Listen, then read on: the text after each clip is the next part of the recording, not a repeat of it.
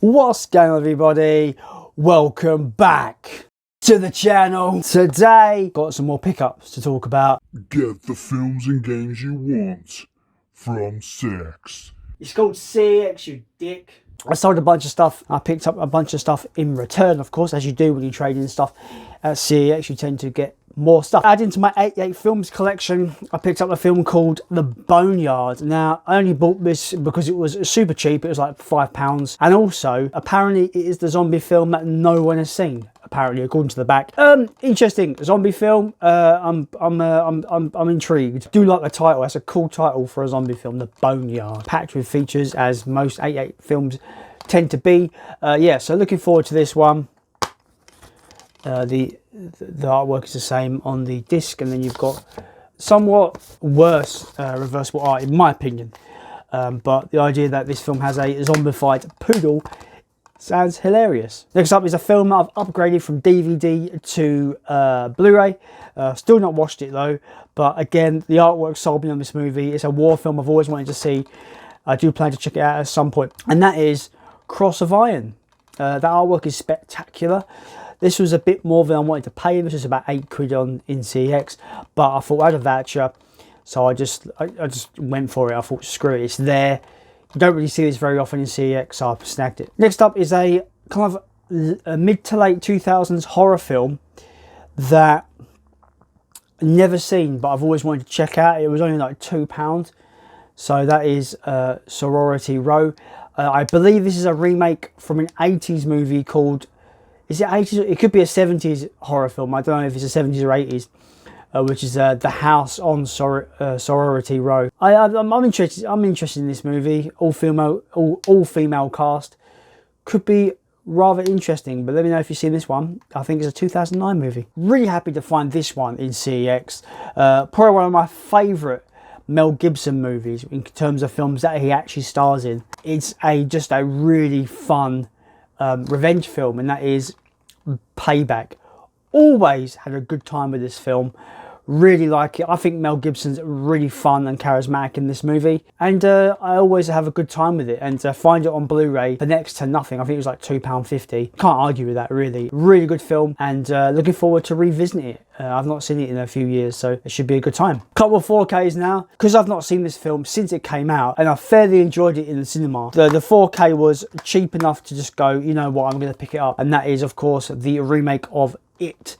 Really had a really good time with this film in the cinema, so I'm looking forward to giving it a rewatch. I've not seen Chapter 2. I've heard very mixed opinions on Chapter 2. Some people seem to love it, some people seem to hate it. So I will probably be picking up Chapter 2 on 4K as well, just to have both of them, because I need to check out Chapter 2 at some point and make my own mind up on that movie. But yeah, It.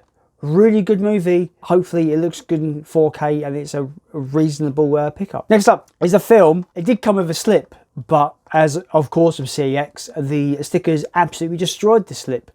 Absolutely just tore the artwork clean off. It was horrific. I threw it out. It absolutely just ruined the artwork. But anyway, that 4K is Gremlins. I've not heard the best reviews on this 4K, but I'm just going to grab it, because regardless, even if it's a minute upgrade, it's a film that I absolutely adore. So I thought I'd grab the 4K. I love this colour scheme. I think it looks great. I love the yellow. I love you've got Gizmo and you've got the Gremlins hands on either side and the logo there. It's a really nice artwork for a 4K in my opinion. And I'm hoping that it's better than what the reviews tell you about the upgrade. But yeah, hopefully this is a good 4K and better than what the consensus is. I'm hoping. Next up is a brand new Arrow release that I basically snapped up as soon as I could.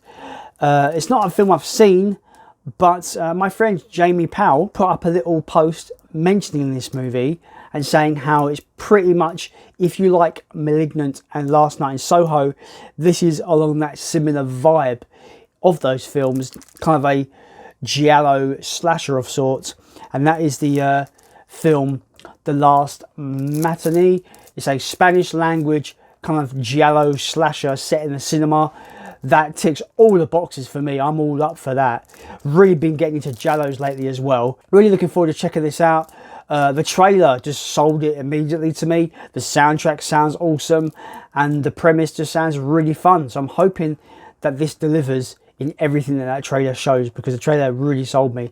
And sometimes you shouldn't really trust trailers, but in this case, Jamie's recommendation and the trailer just made me pick it up within a heartbeat of knowing about it. So yeah, that is the last matinee.